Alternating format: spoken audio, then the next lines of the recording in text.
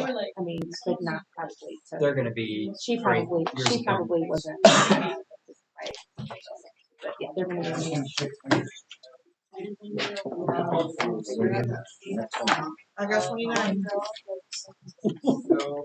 You're ready?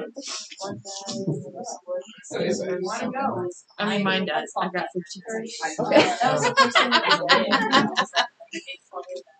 I appreciate the urgency, man. Are you?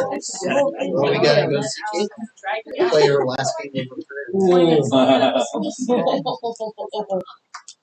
All right. That's a joke. All right. We just caught that live right there.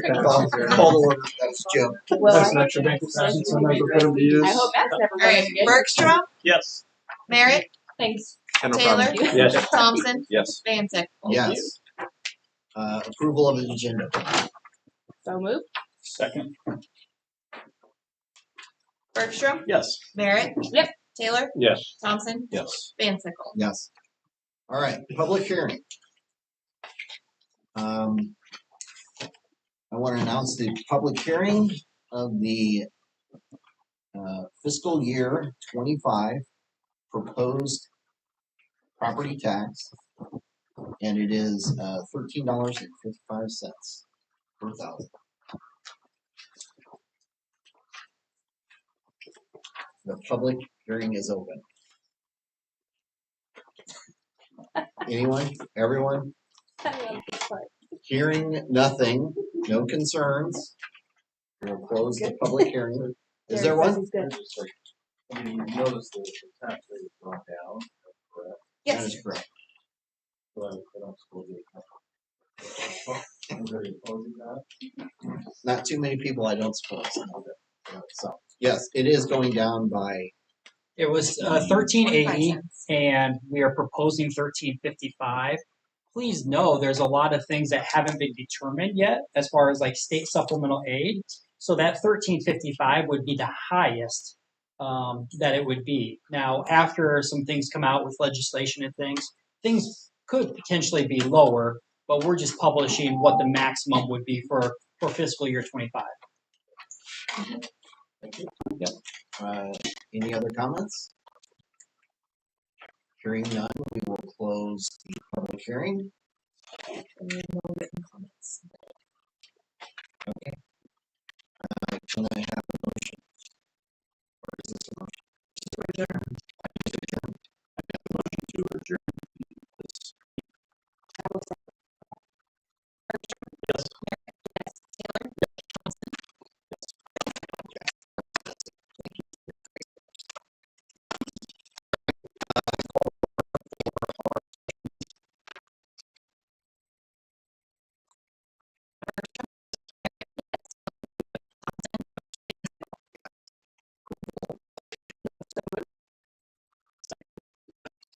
Bergstrom, Yes. Merritt, Yep. Taylor, Yes. Thompson, Yes. Van Sickle. Yes.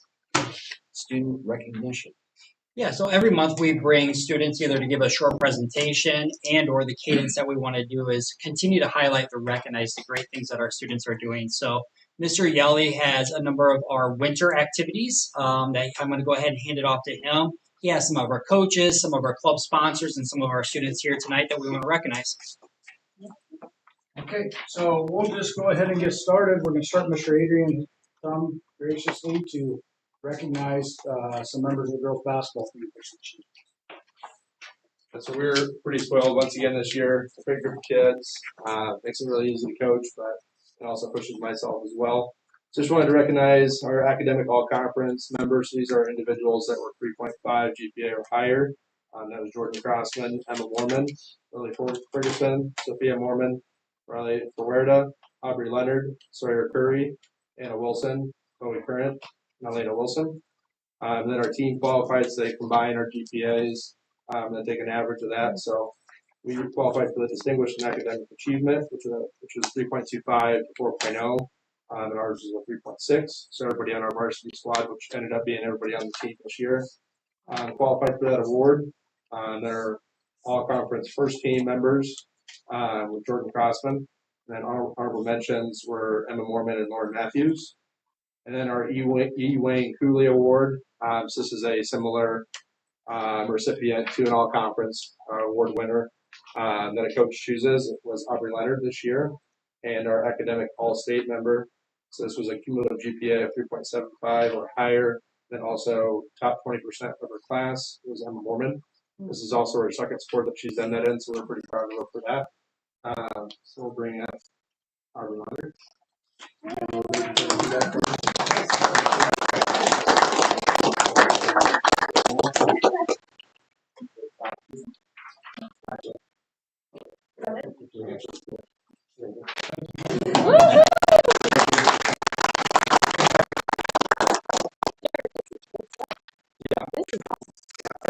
Putting that together. Yeah, thank you very much.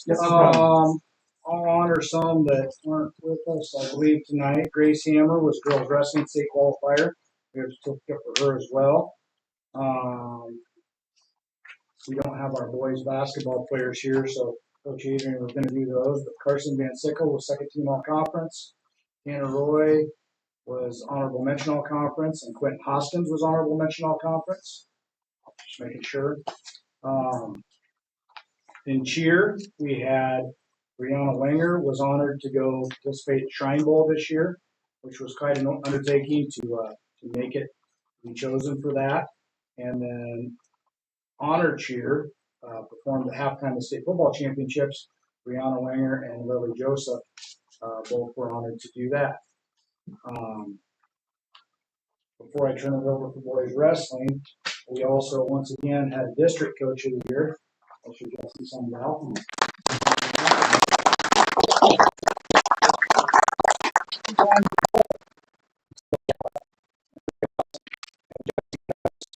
Some kids to honor as well.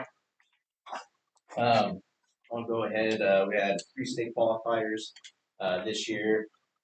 2 of them are not here. One, Caleb Weiskup, qualifying for the second time, which was pretty impressive given that he's only wrestled 3 years of his high school career. So total. Our other one was Colton Munson. He ended up placed 3rd. He ended up being a 4-time state place winner, which was only the 3rd to do that. In history was also obviously a 4-time state qualifier as well. And then our other one was Isaac Dominic, who qualified this year as a freshman.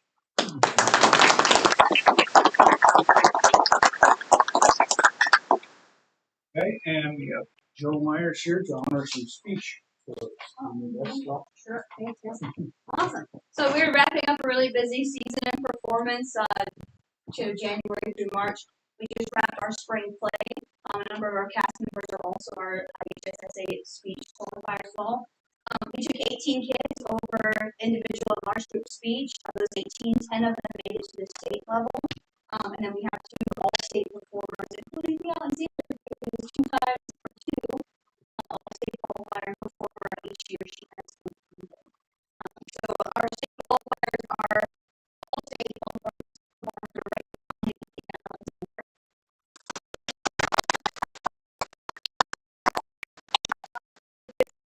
We had Reagan, Thea, we also had Katie Bralsford and Owen Bergstrom.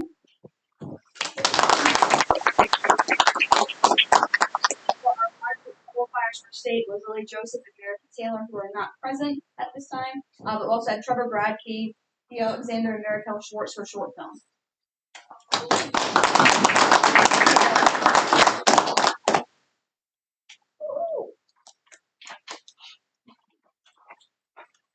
Aiden signed my One certificate, we're saying. Yeah. You want to go ahead? Yeah. I'll go ahead. I'll present these guys here with their certificate. First, Colton Munson. And the other,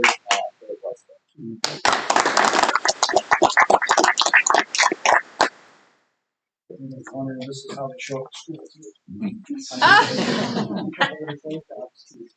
All right, thank you. That is all that we have, I think, for tonight. Awesome. Before the students that received awards, before you guys depart, hey boys, could we get a quick picture? You guys maybe just come on over here. Students over here too. Just come on over here real quick and stand, and I'll get a quick picture of your recognition.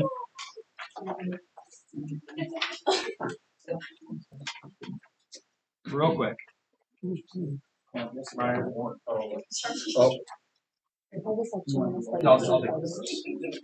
Wonderful. 3, 2, 1. One more. 3, 2, 1. Thank you again. Appreciate it. Yeah.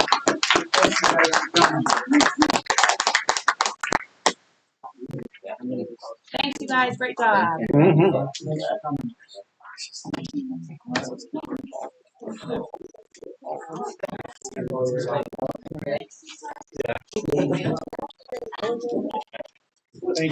Thanks, you guys. Thanks for yelling. All right, recommendation. Yeah, so we had an opening for a counselor since before I even came. I would say the opening happened last April and May, and we continue to have that opening. And the great thing is we had somebody that completed their program and actually applied for a licensure and got a conditional license effective in February. Amy interviewed her and knew that she was a right fit for the 24-25 school year, and we said, why not now? So it actually is a win-win. We have somebody that we already were committed to for the upcoming school year. She had a conditional license. This allows her to come on staff, build relationships with students and families, start to understand how we do work in business. And really the proposal here tonight is really to pay her for her time on a per diem rate for the portion of the contract that we already had open. For her to be able to fill that position and serve the needs of our students at the elementary level. I actually do need a motion. Sorry, I didn't put that in a little space there. I will move to approve that recommendation. That sounds great. I will second it. Bergstrom, Yes. Taylor, Yes. oops, Merritt, Yes. Thompson, Yes. Van Sickle. Yes. 2024-25 school calendar draft. So I'm not sure when you guys in the past have approved calendars. I have been dragging my feet. Let's see how many there are there. Okay. I've been dragging my feet a little bit on this just because there was some House and Senate files proposing some flexibility with the start of the school year. So we originally were hopeful that it was going to possibly be in August 20, August 21. And I didn't want to publish a calendar and then cause confusion within our community if there was going to be a revision. Some of those bills have not received as much traction as I was hopeful, and we're getting to a time of the school year where we just have to get it published for our patrons, our teachers, etc.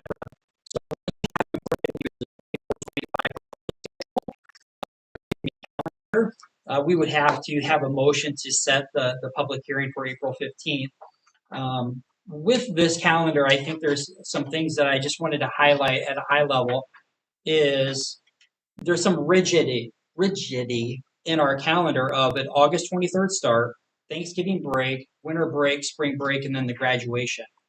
So with that, it doesn't give us a lot of flexibility to get our teacher contract days of 190 in, as well as get the 1,080 hours in that we need for students. We were able to get that in here, but it's pretty tight.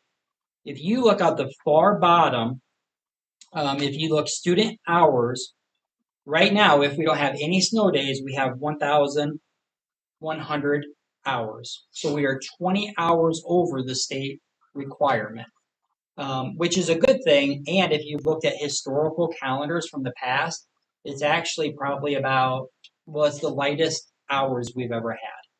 So just know we have about 2 to 3 days worth of snow day cushion in this proposed calendar.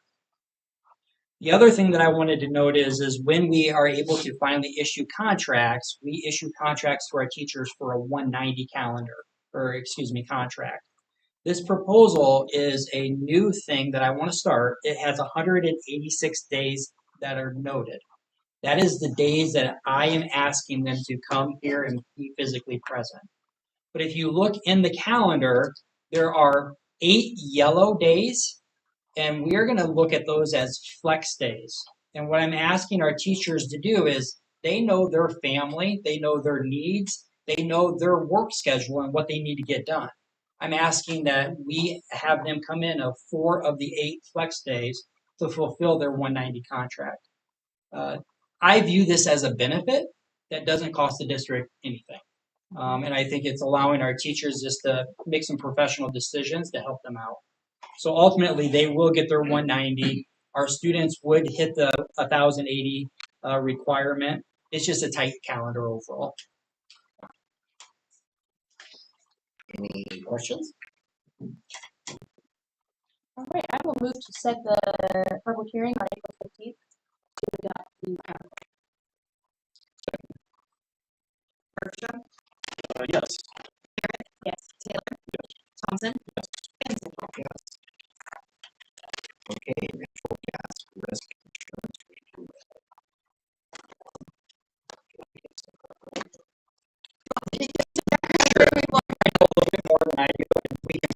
You start. Yeah, so this was something that we really looked into. This will be our third year in the program. A couple of years ago, that winter storm Uri that hit Texas and then made the cost of everybody's natural gas skyrocket is really what shocked our system. We had been paying around $30,000 to $40,000 a year in natural gas, and in that year we spent $73,000. It really just killed our budget. So there is a program and a group in the state of Iowa where we purchase a risk insurance basically